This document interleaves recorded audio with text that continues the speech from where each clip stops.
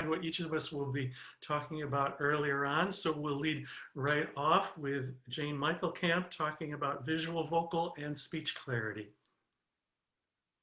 Edward, you did a resilient speech this morning. Thank you very much. So I'm going to talk about your clarity first. Over the years in Toastmasters, you have improved a lot in your clarity. It's easier to understand you with your dialect. So today I've seen a lot of improvement in that with your clarity in speaking. I would suggest maybe one thing is just taking a deep breath and then slowing down a little bit. I'm going to talk next about your vocal variety. I love how when you speak, Edward, you always smile and you get excited.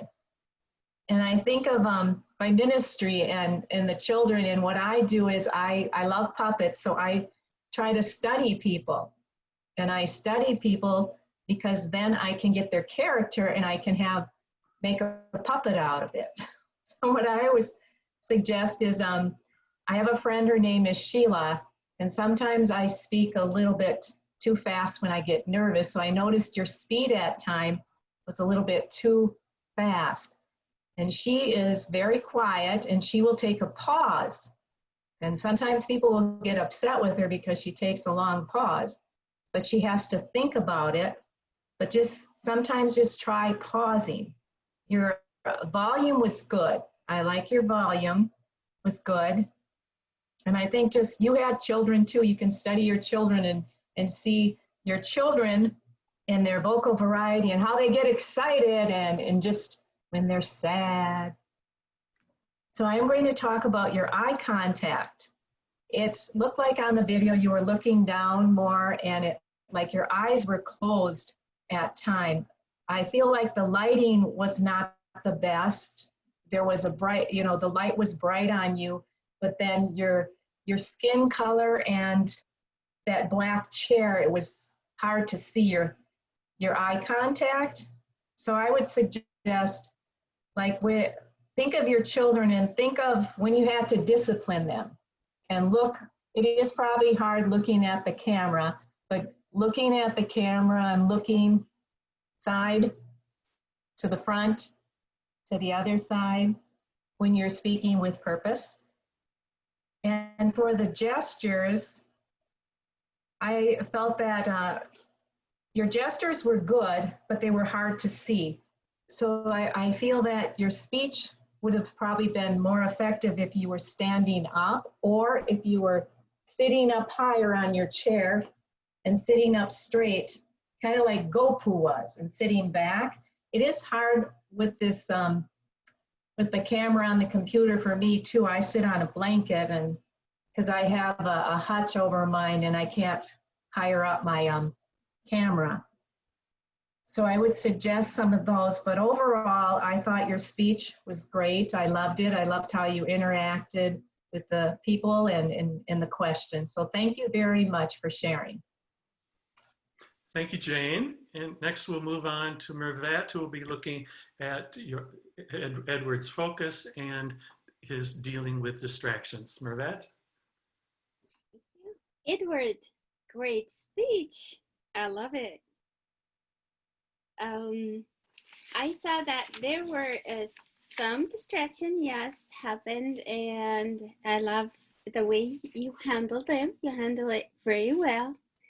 For example, for your third question, I think it was for Leo, and when Leo started to answer the question a little bit early before you finish it, so you handle it very well. So you start complete the question. One of the one thing that you could help you to focus more in that, I would say 3 things that would help you focus on that. One thing was the setting of the question on the PowerPoint presentation. I have noticed that you put the 3 questions in one slide, which if the question that supposed to direct it to Leo, and showing in the slide by its own, that would help Leo to focus and read the question with you and prevent that from doing. Number two, you could give Leo some cues that you're not done with asking your question yet. But I noticed that you were sitting a little bit laid back. So if I suggest in camera, if you like sit at the edge of the chair like that and lean forward, that would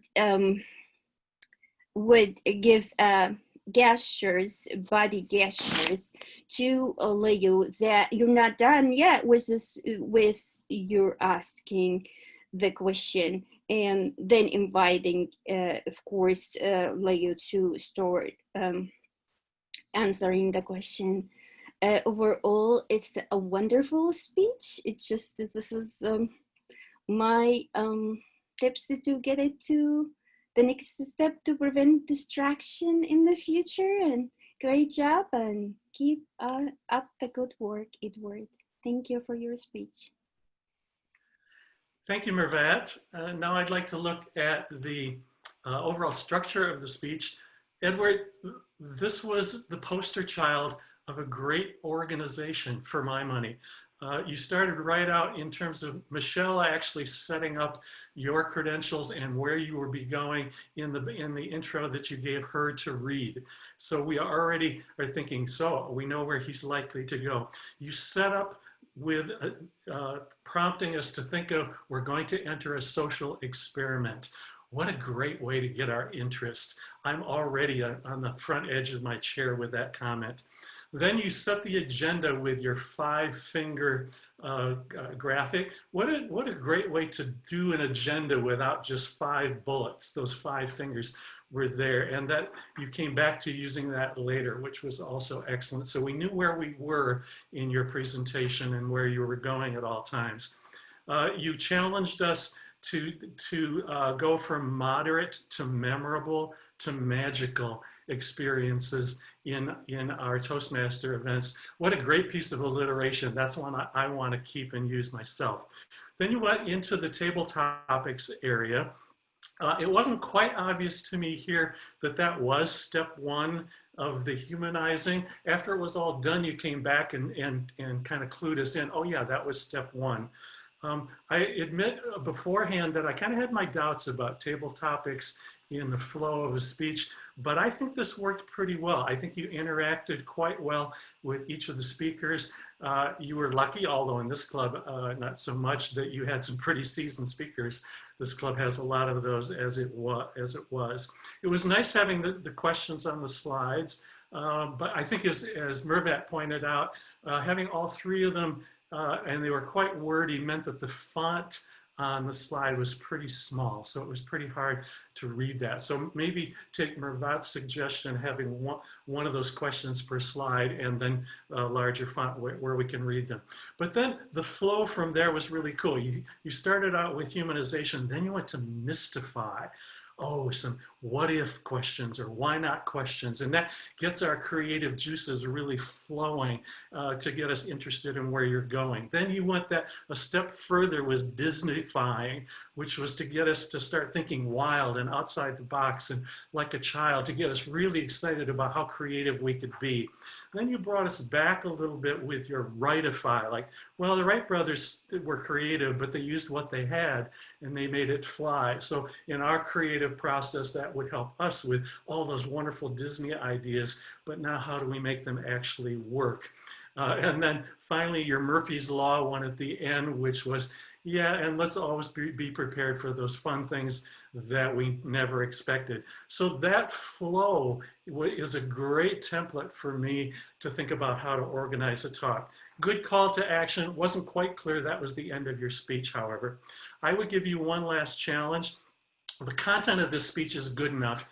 You should be taking it to other chapters, maybe proposing it to the district as a TLI or a district conference speech. So wonderful speech. Thanks for sharing it with us.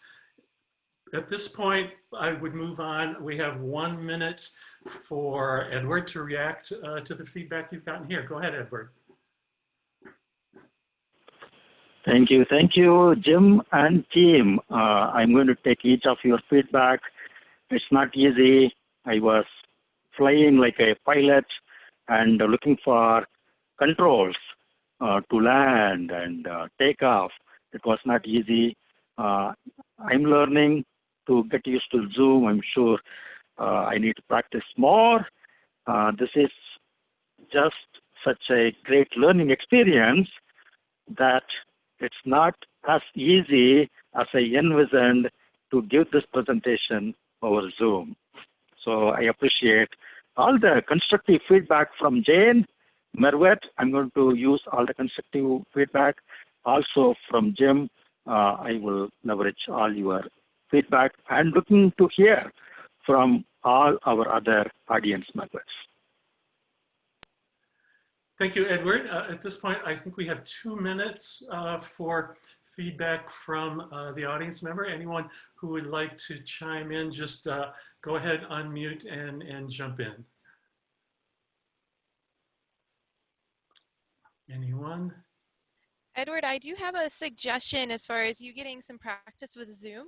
There is a free version of Zoom. It's 45 minutes, but you probably won't need more than that for practice purposes, and you can always schedule another meeting.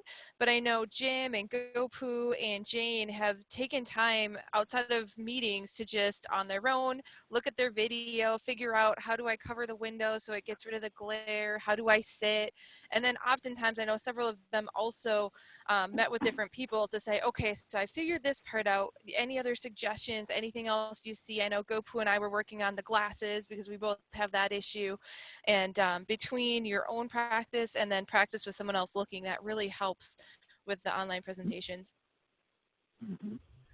Thank you, Jamie. We might have time for one more from the audience. Anyone else? No.